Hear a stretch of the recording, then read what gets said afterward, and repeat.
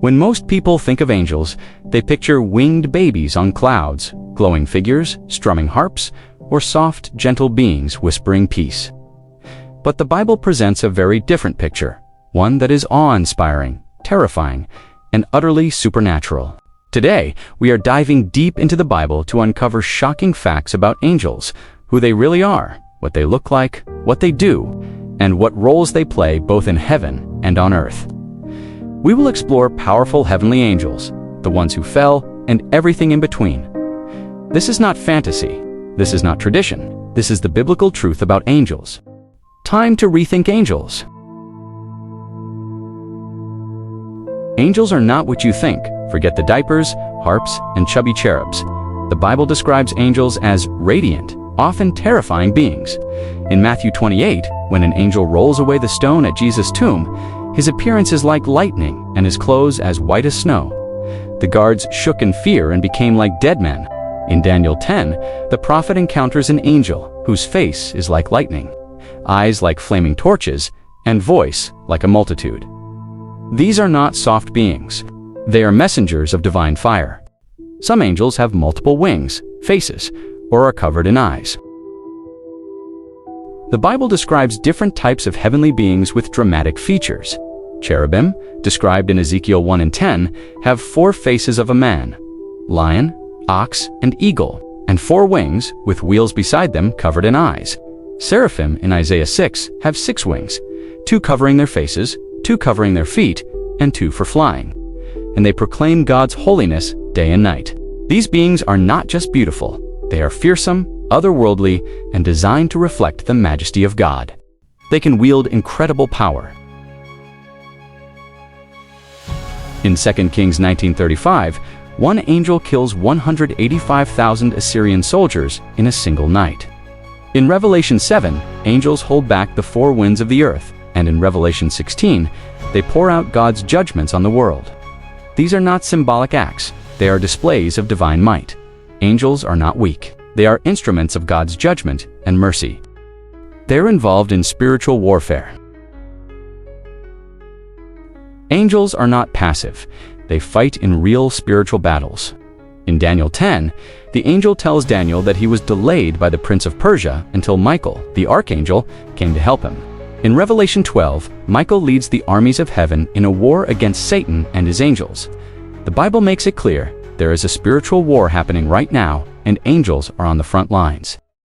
Guardian angels, assigned or assumed. Few beliefs are as comforting or as misunderstood as the idea of guardian angels. The thought that an angel is always nearby, protecting us, watching us, guiding our steps, brings peace to many hearts. But what does the Bible actually say? In Matthew 18:10, Jesus speaks of children and says, "In heaven, their angels always see the face of my Father, who is in heaven." This strongly suggests that certain angels are assigned to watch over individuals, at least in childhood.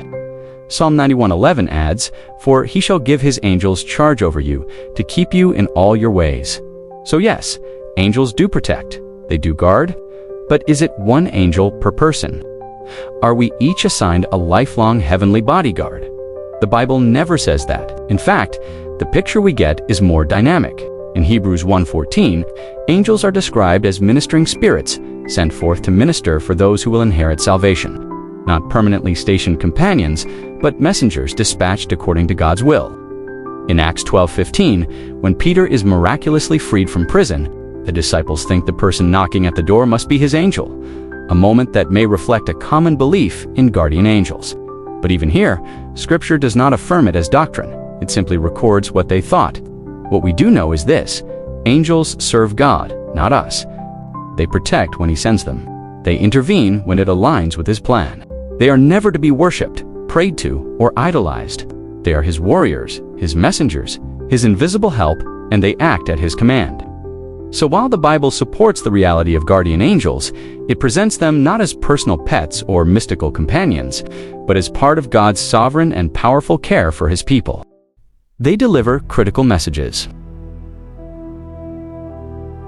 Angels often appear at key moments in redemptive history. Gabriel announces the birth of John the Baptist and Jesus in Luke 1. An angel warns Joseph in dreams about Herod's plans. In Daniel, angels explain visions of future kingdoms. They are God's messengers, not just in words, but in mission, warning, guidance, and protection. They can appear in human form. Hebrews 13:2 reminds believers, "Do not forget to entertain strangers, for by so doing some have unwittingly entertained angels." In Genesis 18 through 19, angels visit Abraham and then Sodom, appearing as ordinary men. They eat, speak, and interact as humans. This means angels can walk among us without being recognized. They are not bound by our biology. They are not to be worshipped. In Revelation 22:8 through 9, when John falls at the feet of the angel to worship him, the angel rebukes him. "Do not do that. I am a fellow servant with you, and your brothers worship God." Angels serve God. They are never to replace him. Any system or person that exalts angels above their station veers into deception. They are still active today. Hebrews 1:14 says angels are ministering spirits, sent forth to minister for those who will inherit salvation. They are not retired. They protect, guide, and battle for God's people, even now. Their activity may not always be visible, but their presence is real. Scripture is filled with moments where the unseen hand of God moves through angelic intervention, the most powerful angels in Scripture and tradition. The Bible names only a few angels directly, but both Scripture and early Christian and Jewish tradition shed light on several heavenly beings who play key roles in God's plan. Michael is the only angel in Scripture given the title archangel. He is depicted as a warrior, protector of God's people, and leader of the angelic armies. In Daniel 10, he helps another angel overcome a demonic power. In Revelation 12, he casts Satan out of heaven. His name means, "Who is like God?" a reminder that no being rivals the Almighty. Gabriel is a messenger angel who appears in Daniel 8 and 9, explaining visions, and in Luke 1, announcing the births of John the Baptist and Jesus. His presence always signals something significant in God's redemptive timeline. His name means "God is my strength." Raphael is found in the apocryphal book of Tobit. Raphael guides Tobit's son on a journey, heals Tobit's blindness, and binds a powerful demon. His name means "God heals." Though not in the biblical canon, Raphael's role in healing has influenced centuries of Christian tradition. Uriel appears in 2nd Esdras and is mentioned in Enoch as a guide and interpreter of visions. His name means "God is my light," and he is often associated with wisdom, prophecy, and divine fire. Selaphiel, aka Siltiel. In Eastern Orthodox tradition, Selaphiel is the angel of prayer and intercession. He is depicted as one who encourages faithful worship and aligns human hearts with the will of God. Gaddiel, often regarded as the angel over those who labor for God's glory. Jegadiel represents diligence, perseverance, and spiritual work. He is sometimes portrayed holding a crown, symbolizing heavenly reward for faithful service. Baroshiel, traditionally seen as the angel of blessings. Baroshiel is associated with bringing God's favor and grace to households and individuals. His name means "God has blessed," while only Michael and Gabriel are explicitly named in Scripture. These traditional names reflect deep streams of early Christian theology and are useful for understanding how believers historically viewed the angelic realm, the key fallen angels, and their roles. Fallen angels are still angels by nature, beings created with power and purpose who chose rebellion.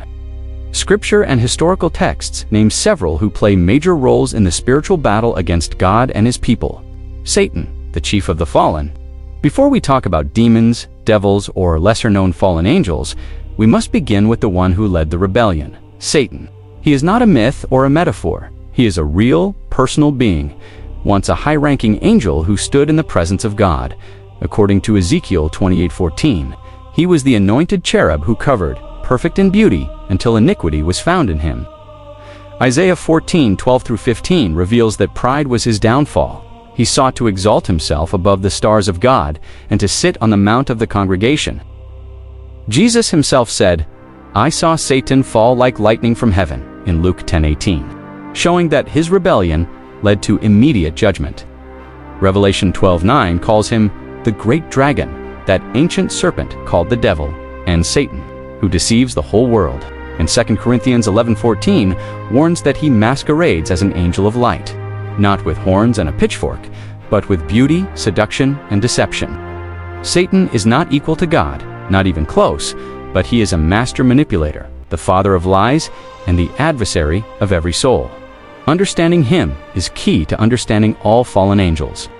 Beelzebub, mentioned in Matthew 12:24 as the prince of demons, Beelzebub is associated with Satan himself in many texts.